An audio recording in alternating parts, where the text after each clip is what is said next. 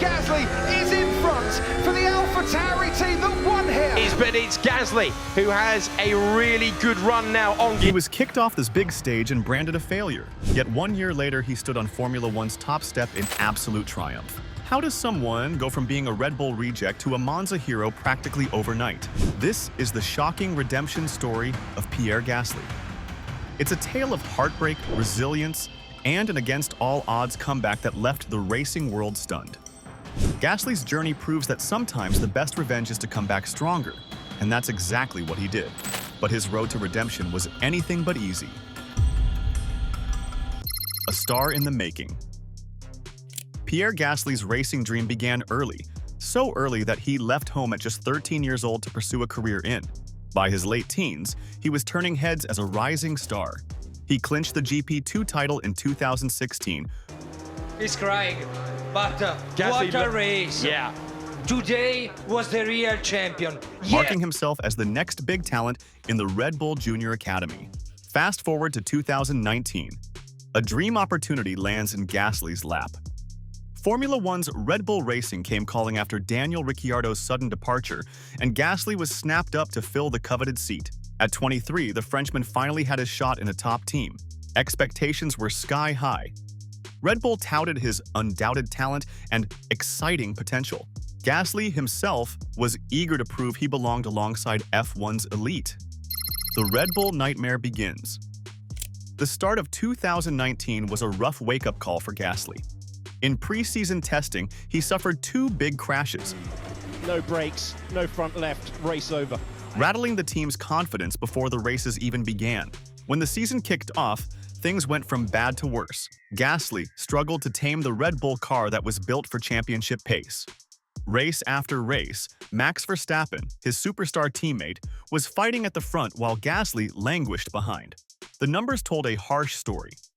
In the first 12 races, Gasly scored only 63 points to Verstappen's 181. On average, he was nearly 0.9 seconds slower than Max in qualifying, one of the largest gaps between teammates on the grid. He rarely beat Verstappen in any session. At times, Gasly even finished a full lap down on his teammate, an almost unthinkable scenario in a top car. The F1 press smelled blood in the water.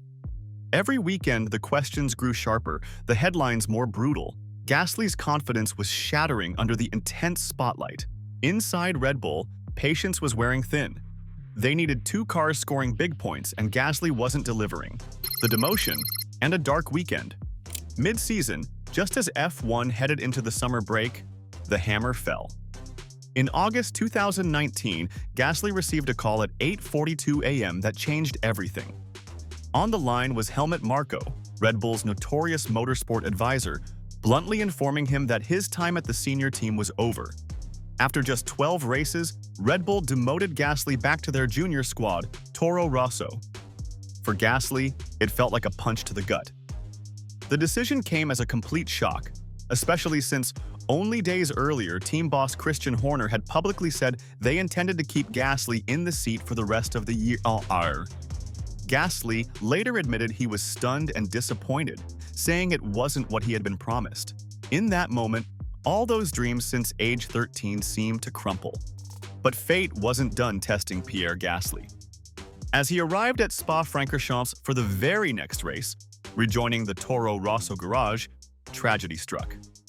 During the Formula 2 support race that weekend, Gasly's close childhood friend Antoine Hubert lost his life in a horrific crash.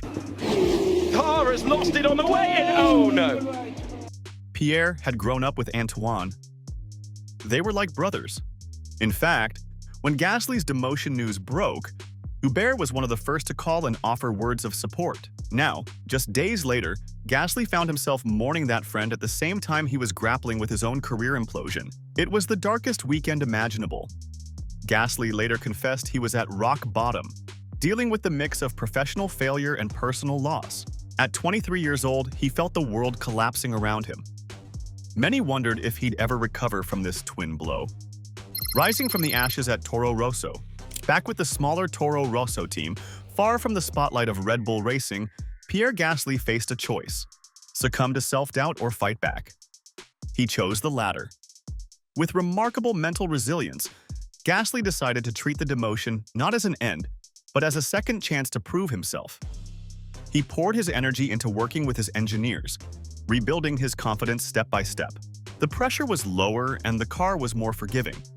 It fit his driving style better, and he started to find his groove again. Gasly later hinted that he knew what hadn't clicked at Red Bull, but in Toro Rosso's environment, everything felt like family, and he could be himself as a driver. The results spoke volumes. In just his 8th race after the demotion, Gasly delivered a stunning upset. At the 2019 Brazilian Grand Prix, he found himself in 2nd place in the closing laps, an opportunity he grabbed with both hands. In a nail-biting finish, 6-time champion Lewis Hamilton's Mercedes was charging at Gasly's Toro Rosso. The two cars drag-raced out of the final corner toward the finish line, inches apart. Gasly, giving everything that last lap, crossed the line ahead of Hamilton to seize P2 by mere tenths of a second. "This is the best day of my life," he yelled over the radio. "This is the best day of my life." As he realized he'd just clinched his first Formula One podium. It was a moment of pure joy and vindication. The underdog from a B team had beaten a Mercedes in a straight fight to the flag. Gasly dedicated that emotional podium to the people who'd stuck by him, and surely, one imagines, to Antoine Hubert, watching from above. In the Toro Rosso garage, his crew erupted in euphoria. They knew how far he'd come. Pierre Gasly was back. He had taken his worst setback and transformed it into fuel for an epic comeback. And yet, this was only a glimpse of what he would accomplish next. The Monza miracle. 2020 brought a new identity for Toro Rosso, renamed AlphaTauri, and a new chapter for Gasly. But no one could have predicted the drama that unfolded on September 6, 2020, at the Italian Grand Prix in Monza. What started as an ordinary race turned into a chaotic thriller, a series of freak twists. A poorly parked car, a closed pit lane, a red flag stoppage, shuffled the deck completely. So safety car, box. Hard tire. When the dust settled, Pierre Gasly found himself in the lead for the restart, in position to chase an unimaginable victory. It wasn't pure luck, though. Gasly had run brilliantly all race. When others faltered, he capitalized. Still, holding on to the lead would require the drive of his life. Behind him were hungry challengers and faster machines. The McLaren of Carlos Sainz was especially rapid that day. As the race restarted, Gasly nailed the launch and built a gap, pushing his AlphaTauri to the absolute limit. Laps ticked down like heartbeats. Sainz closed in, cutting the gap to under a second. The pressure was immense. One mistake and the dream would evaporate. But Gasly was inch perfect. In a display of cool focus, he fought off every attack. The world watched with bated breath as the underdog held his ground. After 53 nail-biting laps, Pierre Gasly crossed the finish line in P1. It was victory. Out of nowhere, utterly sensational victory. Gasly screamed in disbelief on the radio, "What did we just do?" What did you do? What did you do? His race engineer's voice cracked with emotion as he shouted back in celebration. The win was nothing short of historic. Gasly became the first French driver to win a Formula One race in 24 years. The last had been Olivier Panis in 1996, long before Pierre was even karting. He also delivered the first win for his little team since 2008, when a rookie named Sebastian Vettel triumphed at this very Monza track. In the post-race emptiness of pandemic-era Monza, no fans were present, Gasly climbed onto the podium, and in that quiet moment atop the iconic trophy stand, the magnitude of what he'd achieved hit him. As champagne sprays settled, Gasly didn't rush off. He sat down on the podium step, put his face in his hands, and just let it all sink in. "I thought of my family, my friends, everyone who kept pushing me," he said, describing the flood of memories in that instant. All the pain of the previous year, the demotion, the doubts, the loss of his friend, it was all there in his mind. And now, he had overcome it in the most dramatic fashion imaginable. The world reacted with shock and elation. Social media exploded in applause for Gasly's triumph. Even French President Emmanuel Macron phoned Gasly to congratulate him on this astonishing victory. Gasly actually missed the call while celebrating and joked he had to call the president back later.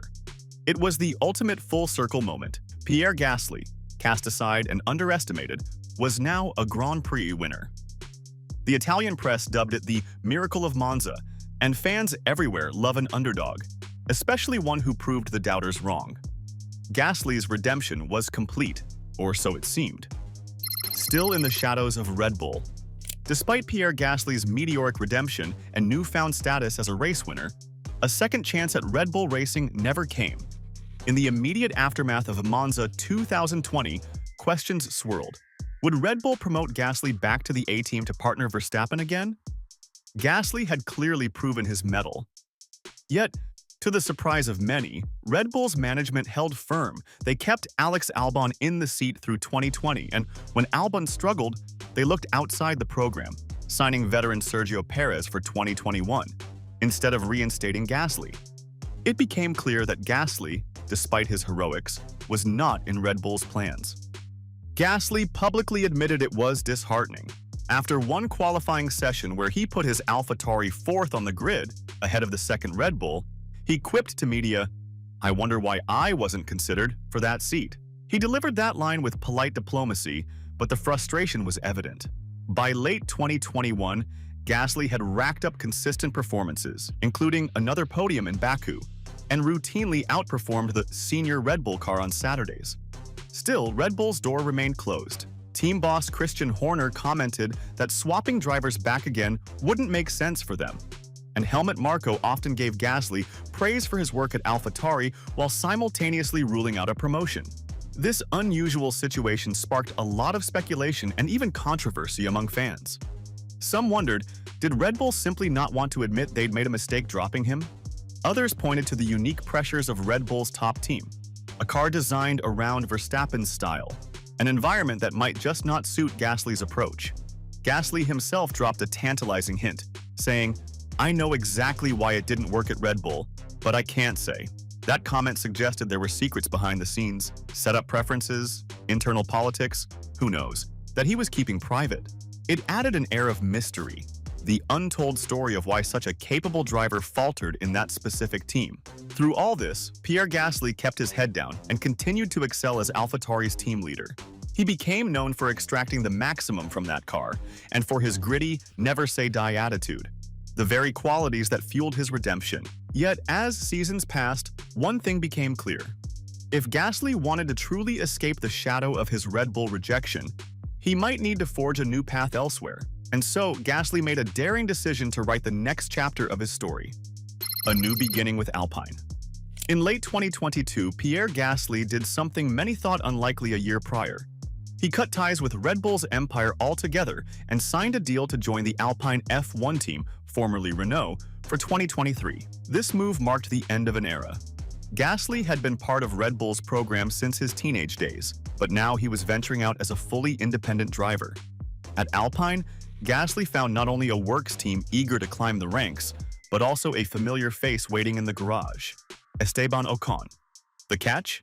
Ocon wasn't exactly a friend anymore. Gasly and Esteban Ocon grew up karting together in Normandy and were once inseparable pals, but years of fierce competition had soured that friendship. There had been well-documented bad blood between the two Frenchmen in their junior careers. Now, fate put them side by side as teammates representing France's national team. It was a scenario packed with intrigue for F1 fans. Could these two bury the hatchet and work together? To their credit, both Gasly and Ocon handled it maturely. Gasly acknowledged that partnering with Esteban would not be easy, given their history. But both drivers expressed a commitment to push Alpine forward rather than relive old rivalries. In fact, their shared podium celebration for Alpine at the 2023 Sao Paulo Grand Prix proved to be an uplifting chapter, showing how far they'd come. For Gasly, joining Alpine was refreshing. He was no longer in a junior outfit. He was now a cornerstone of a factory team with big ambitions. The pressure to impress Helmut Marko was gone, replaced by a more collaborative environment where Gasly's experience was valued. He quickly delivered results. Notably, he scored a podium in Zandvoort 2023, his first top three with Alpine, under tricky wet conditions. It was another reminder of Gasly's skill and tenacity. Off track, the move also signaled Gasly's personal growth and freedom. He had navigated the storm of his early F1 years and come out the other side as a respected veteran at just 27 years old. The Red Bull reject tag had long been shed. Now he was seen as one of the sport's most resilient comeback stories. And at Alpine, with a multi-year contract, Pierre could focus on building something long-term. He often speaks about wanting to win again, to fight for championships someday. That might seem ambitious with a midfield team, but if we've learned one thing from Gasly's journey, it's never to count him out.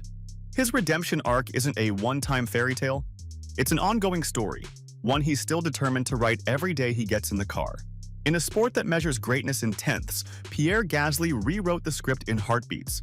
Rejected, counted out, and still, he turned Monza into a manifesto. You don't need a top seat to deliver a top moment. Maybe that's the real legacy here. Not just a win, but proof that belief beats labels. If this story moved you, hit like, subscribe, and bell on so more fans see it.